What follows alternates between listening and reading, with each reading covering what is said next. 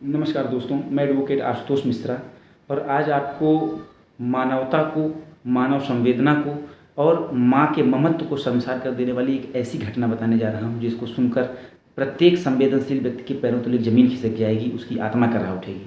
जी हाँ दोस्तों, यह मामला मध्य प्रदेश के श्यामपुर के जिला एवं सत्र न्यायालय से प्रकाश में आया है, जो कि कुछ इस प्रकार है कि एक बेटे ने अपनी वासना और अपनी बुरी लतों के कारण अपनी माँ की निर्मम हत्या की।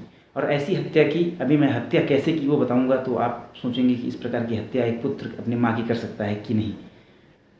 जी हाँ दोस्तों, सर्वप्रथम माँ के बारे में जानिए। यह माँ एक सौतेली माँ थी, जो कि इस लड़के की वास्तविक माँ के मरने के उपरांत दूसरी शादी के रूप में घर में आई थी और इस बेटे के लालन पालन में कोई कमी न होने पाई, इसलिए उसने दूसरी संतान पैदा नहीं की।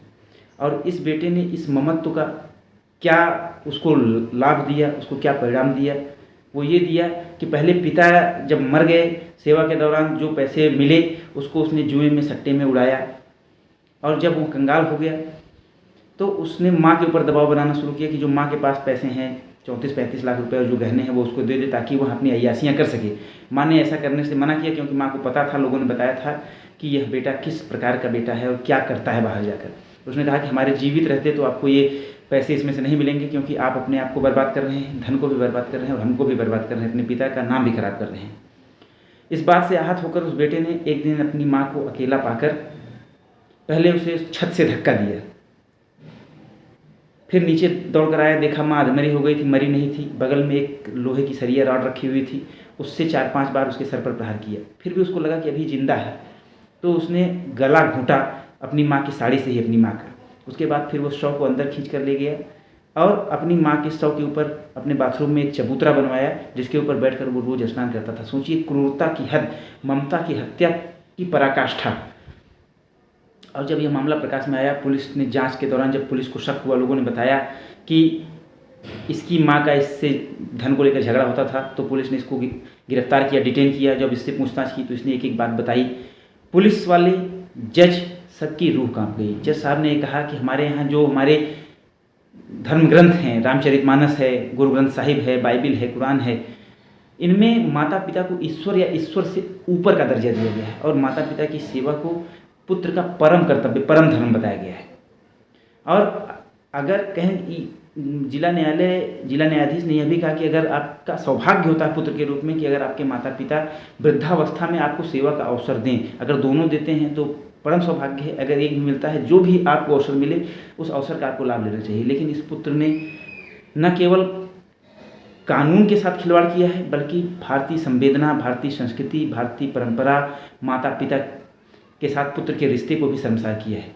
इसलिए उन्होंने इसको क्रूर से क्रूरतम श्रेणी की हत्या करार करते हुए, जो कि मक्खी सिंह बनाम स्टेट ऑफ पंजाब सन 1988 में सुप्रीम कोर्ट ने इस सिद्धांत का प्रतिपादन किया था कि कुछ हत्याएं ऐसी होती हैं जो रेयर ऑफ रेयरेस्ट होती हैं, जो कभी कभार देखने को मिलती हैं, उसको इस कैटेगरी में सोचिए। एक पुत्र इस प्रकार माँ की हत्या करता है कि वह रेयर ऑफ रेयरेस्ट की कैटेगरी में चला जाता है। सोचकर भी शर्म आती है, घृणा होती है ऐसे पुत्रों से, और ऐसा लगता है कि अगर संतानें वास्तव में ऐसी होती हैं तो फिर संतान की ज़रूरत ही क्या है। हालांकि इस अपराधी को न्यायालय ने आजीवन कारावास न देते हुए मृत्युदंड की सज़ा सुनाई है, क्योंकि उनका मानना था कि ऐसे अपराधी, ऐसे लोग, ऐसी मानसिकता के लोग समाज में रहने योग्य नहीं है। ये समाज के लिए काला धब्बा है और ये मरणहार हैं, इनको मरना ही चाहिए, क्योंकि ये न तो हमारी परंपराओं के वाहक हो सकते हैं, न तो हमारी संस्कृति के वाहक हो सकते हैं, न तो ये समाज में एक अच्छी नींव रख सकते हैं, न तो आने वाली पीढ़ियों के लिए कोई अच्छी मिसाल दे सकते हैं। इसलिए ऐसे लोगों को समाज में रहने का कोई अधिकार नहीं है। ऐसा कहते हुए जिला एवं सत्र न्यायालय ने उसे मृत्युदंड की सजा सुनाई है। लेकिन मेरा आप लोगों से यही निवेदन है कि अगर आपके घर माँ बाप बूढ़े हैं या उनके पास धन है और आपको ऐसा लगता है कि उनके मृत्यु के बाद ही वो धन आपको मिलेगा, तो कृपया उनको सताएं मत, उनको परेशान मत करें या उनको मारने की योजना न बनाएं, क्योंकि जीवन में माँ बाप एक बार ही मिलते हैं और बहुत सौभाग्य से मिलते हैं। और जिनके माँ बाप नहीं हैं उनसे पूछिए कि माँ बाप ना होने की क्या दुख होता है, क्या दर्द होता है। जय हिंद।